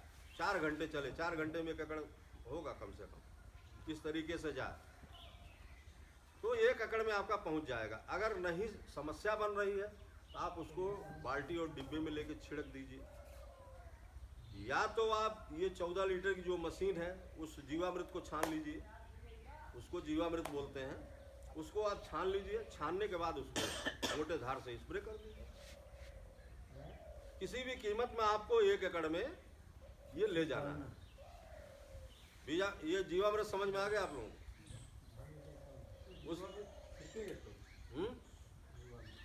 हाँ, ये इसका भी स्प्रे भी आप करेंगे। जैसे आपने सिंचाई कर दिया, सिंचाई के बाद हलने लायक हो गया खेत, तो इसको आप छान लीजिए। छानने के बाद आप जो है 10 लीटर 1 एकड़ में 200 लीटर पानी में स्प्रे करिए, हर फसल हर पेड़ पे। ये सबके लिए मैं बता रहा हूँ। पहला 21 दिन के बाद जो है सिंचाई आप करेंगे, जो भी सिंचाई करेंगे उसके बाद इसको छान लीजिए आप जीवामृत को छान लीजिए, क्योंकि 10 किलो गोबर है इसमें, तो गोबर नीचे बैठ जाएगा। और उसके बाद इसको छान लीजिए। छानने के बाद आप स्प्रे करिए, 1 एकड़ में 10 लीटर करिए, और उसके बाद जो है 200 लीटर पानी होना चाहिए। फिर 20 दिन बाद 15 लीटर जीवामृत, 200 लीटर पानी 1 एकड़ में। समझ में आ रहा है? फिर 20 दिन बाद 20 लीटर जीवामृत, 200 लीटर पानी 1 एकड़ में। फिर चौथा स्प्रे जो है में आप 5 लीटर जीवामृत लेंगे और 5 लीटर खट्टी छाछ लेंगे, मंठा, खूब खट्टा हो जाए। इन दोनों को 10 लीटर मिला के 100 लीटर पानी में 1 एकड़ में मार दीजिए, तो उस समय कली और ये पुष्प आने लगते हैं, बहुत गजब की बालियां और दाने आपके आएंगे। आप जैसे ये पेड़ है तो इसमें हर महीने में मारिए, अमरूद है, आम है, बेल है, इसमें हर महीने में मारिए, बहुत बड़ा अच्छा चमत्कार होगा इसका। और इस पे पानी कैसे देना है उसको मैं अभी आपको आगे बताऊंगा। ये पानी देने का तरीका, ये तना नहीं है, ये तना जो है पानी देने का तरीका नहीं है।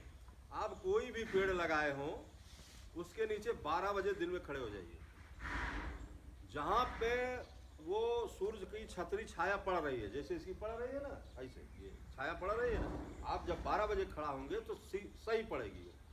आप निशान लगा दीजिए चारों तरफ, जितनी दूर है ये छतरी की छाया, ये हमारे पेड़ की, चाहे जो भी पेड़ हो, हर में लागू है, लगा दीजिए। लगाने के बाद 1 फुट आगे आप 1.5 फुट 1 फुट नाली बनाइए, ऐसे गोल, ऐसे गोल नाली बनाइए, उसमें जीवामृत डालिए। आगे मैं घन जीवामृत बताऊंगा, उसको डालिए, और ये घास फूस भूसी जो मिल रही है उसमें डालिए। वो सब विकसित होकर खाद बनता चला जाएगा, और वहीं से जड़ें जो हैं वो नमी लेती है। क्योंकि अगर आपने पानी यहाँ दिया, यहाँ से कुछ नहीं मिलेगा, क्योंकि जड़ें ऐसे आएंगी वहाँ से। अब इसमें 2 जड़ें निकलेंगी ऐसे, तो वहाँ भी पानी नहीं पाएंगी। जब इसमें 3 जड़ें इस तरीके से निकलेंगी, आगे एक नाली के पास आके निकलेंगी, वो जहाँ हम नाली आपसे बनवा रहे हैं, ये 3 और चौथी जड़ें जो निकलती हैं बारीक, वही नमी लेती हैं। तो हमको यहाँ देने से कोई मतलब नहीं बनता, यहाँ तक देने से कोई मतलब नहीं बनता। जब हम बॉर्डर पे जाएंगे वहाँ छतरी छाया पे, वहाँ नाली बना के देंगे, तब आप पेड़ों के फूलों पत्तों का कमाल देखिए कैसे ग्रोथ होती है और कैसे फल से लद जाते हैं। अगर हर आप महीने में आपने ये जीवामृत का स्प्रे किया तो गारंटी है उसमें कीट नहीं लगेंगे और फल से लद जाएगा कोई भी पेड़ हो। चलिए बीच बीच में हम आपको इसे बताते रहेंगे। अब आप सुनिए कि सूखी खाद जो डीएपी के बदले है वो आप कैसे मारेंगे। आप जो डीएपी मारते हैं उसके बदले में हम सूखी खाद इसकी बता रहे हैं, उसको बोलते हैं घन जीवामृत। नाम भी इसके सब अमृत से जुड़े हुए हैं। तो इसमें आप 1 कुंटल गोबर ले लीजिए, ताजा गोबर, देसी गाय का ताजा गोबर, जर्सी फ्रीजियन भैंस का आधा ले सकते हैं, पूरा नहीं ले सकते, भैंस का आधा आप उसमें मिला सकते हैं। देसी जात क्यों रखता है? नहीं, देसी गाय अभी हमने बताया, आप लोग ध्यान से नहीं सुना मेरी बात को ध्यान से सुनिए आप लोग। देसी गाय जो है हमारे देश में जो पाई जाती है वही हमारी देसी गाय है। मेरे देश में 44 जातियां पाई जाती हैं। 44 जातियाँ में साहिवाल है, जर्सी, फ्रीजियन, ये साहिवाल जो है, ये थारपारकर है और गिर है, सिंधी है, रेड सिंधी है, काकरेज है, ग्वाली है, अपनी गंगा तीर जो भी है, और उसकी पहचान भी मैंने आपको बता दिया कि उसके पास डील होना चाहिए, उसके पास सींग होनी चाहिए, उसके पास कमल हो। बातें जब ध्यान से सुनेंगे तब एकदम समझ में आती चली जाएगी। क्या इन गायों का भी वो सींग निकलने दिया जाए? नहीं मिलेगा, क्योंकि इसको डील नहीं निकलेगा, इसको डील कभी नहीं आएगा। हाँ, कभी नहीं आएगा, क्योंकि ये गाय नहीं है। जैसे इनका पाचन तंत्र अलग बना हुआ है, ये सारा सिस्टम इनका अलग है। साहिवाल का था। ये साहिवाल तो देसी है। साहिवाल तो पंजाब की है ना। अपने देश की जो भी गाय है, अपने भारतवर्ष की जो भी गोवंश है उनका, इनका जो है ये 2 डिग्री टेम्परेचर कम ही में से आई है जहाँ से सीमन आता है। हमारी गाय जो है इतनी क्वालिटी है कि आप चाहे 36 डिग्री पे धूप लगी आ रही हो, चाहे जून का महीना हो, जुलाई का महीना हो, अगर चर है तो 12 बजे 1 बजे दिन भर चरती रहेगी, और ये 9 बजे के बाद नहीं चल सकती, ये भाग चलेंगे, इनके बस का नहीं है। अपने लगेंगे। तो ये गाय कहाँ से है? कोई क्वालिटी नहीं, उसमें सारी प्रतिरोधक क्षमता है हमारी देसी माता में, सारी प्रतिरोधक क्षमता है। वही प्रतिरोधक क्षमता आपके शरीर में दूध के माध्यम से जाती है, और हमारे शरीर में प्रतिरोधक क्षमता बढ़ती है तो कोरोना नहीं हो सकता, ये मेरी गारंटी है। अगर आपके बॉडी के अंदर प्रतिरोधक क्षमता जबरदस्त है तो कोई रोग होगा क्या? नहीं हो सकता। वो प्रतिरोधक क्षमता आएगी कहाँ से? प्राकृतिक उत्पाद से आएगी। आपके रसोई में, आपकी थाली में प्राकृतिक उत्पाद होना चाहिए, उसमें भोजन प्राकृतिक आना चाहिए, तब आपके अंदर बढ़ेगा प्रतिरोधक क्षमता। ये व्यवस्थाएं हैं। तो घन जीवामृत में 100 किलो आप गोबर ले लीजिए ताजा, और 10 लीटर गोमूत्र, और 1 से 1.5 किलो गुड़, 1 से 1.5 किलो, प्रक्रिया वही है, 1 से 1.5 किलो बेसन, और थोड़ी सी मिट्टी जीवांश युक्त, किसी पीपल के पेड़ के नीचे की, किसी बरगद के पेड़ के नीचे की आप ले लीजिए, और उसको छाए में थोड़ा सा बेड फैला के बना दीजिए, इतना ऊंचा ऐसे बना दीजिए, 1 कुंटल तो है। और बनाने के बाद पहले गोमूत्र छिड़क दीजिए, उसके बाद जो है बेसन छिड़क दीजिए, उसके बाद ये गुड़ छिड़क दीजिए, फिर मिट्टी छिड़क के उसको फावड़े से एकदम हलवा के तरीके से मिला दीजिए। मेरे यहाँ आप देखिए यहाँ 3 टाली बन रहा, हमेशा आप जब भी आएंगे वहाँ जीवामृत देखेंगे, घन जीवामृत देखेंगे, 10 पानी अर्क देखेंगे, सारी व्यवस्था मेरे यहाँ किसान देख सकते हैं, क्योंकि बराबर किसान जिले से आते हैं और देख के जाते हैं। वहाँ प्रशिक्षण भी मैं देता हूँ अपने काम पे, और ज़िले में हर ब्लॉक में मेरा लगता है प्रशिक्षण, तो हमेशा रेडी रखता हूँ। तो काम ज़्यादा करना है हमको, इसलिए 2-2, 3-3 टाली इकट्ठे बनाते हैं। अब ज़्यादा कैसे बनाएंगे उसको भी मैं बताऊँगा। तो 1 किलो ये आप लेके बेड बना के उस पर डाल दीजिए, और डालने के बाद उसको फावड़े से हलवे तरीके मिला दीजिए, फिर उसको चट वाले बोरे से 48 घंटा ढक दीजिए। 48 घंटा के बाद आप उसको खोलिए और धीरे धीरे मिलाते रहेंगे तो 7-8 दिन के बाद वो महीन हो जाएगा। उसको मुंगरी से और महीन कर लीजिए, और 2-3 कुंटल आप भूर से निकाल लीजिए, उसको ऐसे सुखा दीजिए धूप में, और धूप में सुखाने के बाद उसको सुखाने के बाद पतला कर दीजिए। ये दोनों 1 कुंटल ये और 2-3 कुंटल वो इकट्ठे मिला के 1 एकड़ खेत में आप चाहे बुआई कर रहे हो, चाहे मटर हो, चाहे चना हो, चाहे गेहूं हो, जौ हो, और चाहे जो भी हो, चाहे धान लगा रहे हो, धान लगा रहे हैं तो लेवा से पहले उसको छिड़क दीजिए, और उसके बाद रोटावेटर चलवाइए। और आखिरी पलेवा से पहले, हेंगाई से पहले आप इसको छिड़क देंगे, वो उसमें सम मात्रा में मिल जाएगा। आपने सिंचाई किया गेहूं की, नमी है खेत में, आप घन जीवामृत बनाए, उसको यूरिया जैसे मारते हैं आप उसको मारिए। अब इसमें केवल हम सूक्ष्म जीवाणुओं की संख्या बढ़ा रहे हैं, कोई चमत्कारी काम हम नहीं कर रहे हैं। काम तो हमारा पुराना है, जो हमारे बाप दादा करते थे, गोबर की खाद डालते थे, पूरा वही काम हम भी कर रहे हैं। लेकिन नई टेक्निक आई कि हम इसमें सूक्ष्म जीवाणु की संख्या बढ़ा रहे हैं। हमारे धरती माता के अंदर जो 1 मुट्ठी मिट्टी हम डलवाते हैं उसमें, इस घन जीवामृत और जीवामृत में, तो वो सूक्ष्म जीवाणु होते हैं, उनको हम डाल देते हैं। और मैंने आपको बताया कि 1 ग्राम गोबर में 300 से 500 करोड़ सूक्ष्म जीवाणु हैं। जब ये मिट्टी वाले सूक्ष्म जीवाणु उसमें पहुंचते हैं, तो जब ये हम गुड़ डालते हैं तो वहाँ पे फर्मेंटेशन क्रिया शुरू होती है। कोशिका विभाजन, तो एक कोशिका से 2 होने लगती है। तो हर 20 मिनट बाद ये हमने जो 500 करोड़ डाला है, ये मिट्टी जो ये गोबर जो डाला है 10 किलो, तो आप समझ लीजिए 500 करोड़ का डबल 20 मिनट बाद होता जाएगा। फिर 20 मिनट बाद उसका डबल, फिर अब इधर 10 किलो गोबर का डबल हो रहा है ना। 1 ग्राम में 300 से 500 करोड़ मैं बता रहा हूँ, तो 10 किलो में कितना होगा? अनंत करोड़ से भर जाता है वो हमारा टब, और उसी को हम जमीन के अंदर धरती माता को जामन के रूप में देते हैं। हम खाद नहीं देते, हम जामन के रूप में देते हैं। जैसे 200 लीटर दूध में 1 कड़छी आप दही मिला दीजिए तो वो दही बन जाता है। बनता है कि नहीं बनता है? वही बैक्टीरिया है अंदर। तो हम क्या करते हैं, वही 200 लीटर जामन के रूप में धरती माता को देते हैं, तो वहाँ सूक्ष्म जीवाणुओं की संख्या बढ़ती है। जब सूक्ष्म जीवाणुओं की संख्या बढ़ेगी तो वहाँ पे ह्यूमस की निर्मित होती है, उर्वरा शक्ति मजबूत होती है हमारी धरती माता, तो वहाँ की फसल मजबूत होती है। धीरे धीरे हम जितना सूक्ष्म जीवाणु आगे बढ़ाते जाएंगे, जितना ज़्यादा दें, हमारी ज़मीन का जीवांश कार्बन हाई लेवल होता जाएगा, और ज़मीन में 4, 6, 10 साल के बाद कुछ भी डालने की ज़रूरत नहीं पड़ेगी, जब ज़मीन हमारी पहलवान हो जाएगी। हम क्या कर रहे हैं, DAP यूरिया जो रासायनिक डाल रहे हैं, उससे सूक्ष्म जीवाणु मर रहे हैं।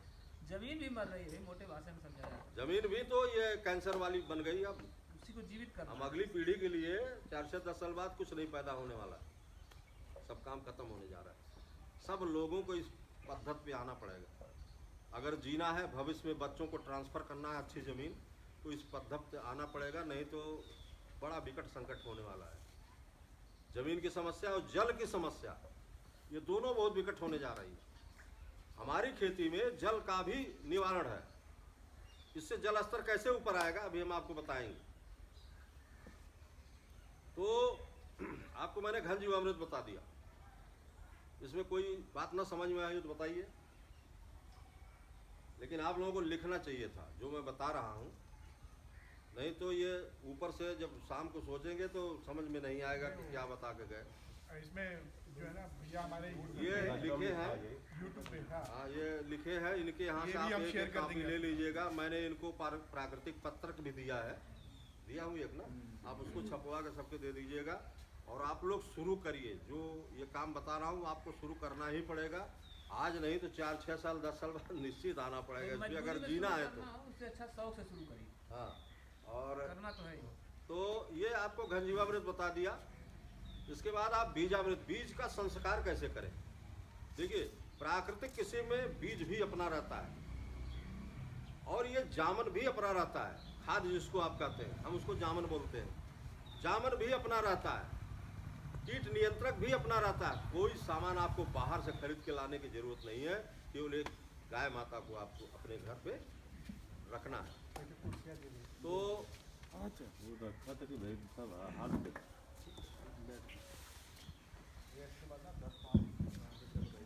हाँ, हाँ उसको आगे बता रहा हूँ।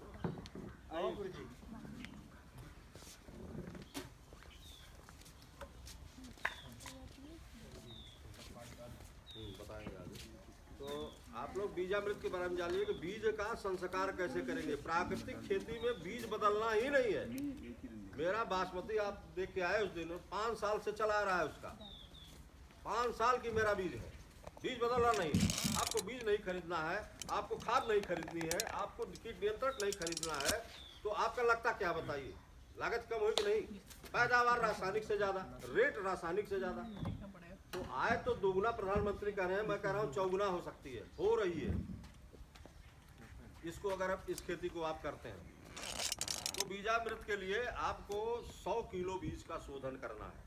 अगर 100 किलो बीज का शोधन करना है तो आप 20 लीटर पानी ले लीजिए और 5 किलो गोबर ले लीजिए और 5 लीटर गोमूत्र ले लीजिए, 50 ग्राम चूना ले लीजिए, 1 मुट्ठी मिट्टी ले लीजिए जीवांश युक्त। आप उसको एक डिब्बे में डाल के आप उसको बाएं से दाएं घुमा दीजिए। दिन में 2-3 बार आप घुमा दीजिए।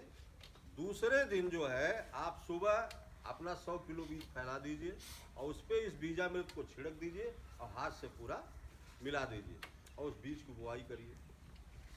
उसी पैमाने पे अगर आपको 50 किलो बीज का शोधन करना तो उसको घटा लीजिए, 10 किलो का करना है तो और घटा लीजिए, सब्जी का बीज शोधन करना है तो थोड़ा सा बना लीजिए। तो बीजा मेरे समझ गए आप लोग? नहीं समझ में आया फिर एक बार बताऊं। ये कुंटल के लिए कितना बता दीजिए। 1 कुंटल के लिए, इसीलिए मेरा जब क्लास चलता है तो मैं लिखवाता हूँ सबको।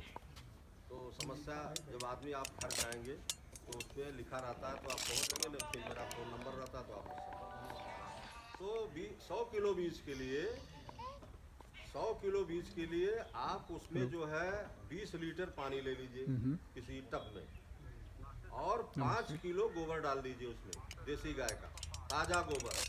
गोबर हमेशा ही आप दिमाग बनाइए कि ताज़ा ही पड़ेगा। और 5 लीटर गोमूत्र डाल दीजिए, 50 ग्राम चूना डाल दीजिए, थोड़ा सा चूना है खाना वाला जो होता है, और 1 मुट्ठी मिट्टी डाल दीजिए। डालने के बाद उसको बाएं से दाएं घुमा दीजिए दिन में 2-3 बार। जैसे आज सुबह बनाए, दोपहर को घुमा दिए, शाम को घुमा दिए, और चट वाले बोरे से ढक दीजिए। सुबह आप उसको गेहूं अपना फैला दीजिए फर्श पे, और इसको उठा के, इसको किसी बर्तन से उठा के या किसी मग्गे से आप उस पर छिड़क दीजिए, उसको मिला दीजिए। आपका बीज शोधन हो गया, 1 पैसे का खर्चा नहीं, सब कुछ आपके गाय से हो गया। ठीक है। अब आप लोग जानिए, मैंने बताया था कि 4 स्तंभ है प्राकृतिक खेती के। सुभाष पालेकर प्राकृतिक कृषि के 4 स्तंभ हैं। ये बीजामृत, जीवामृत, आच्छादन और वापसा। अब आच्छादन क्या होता है?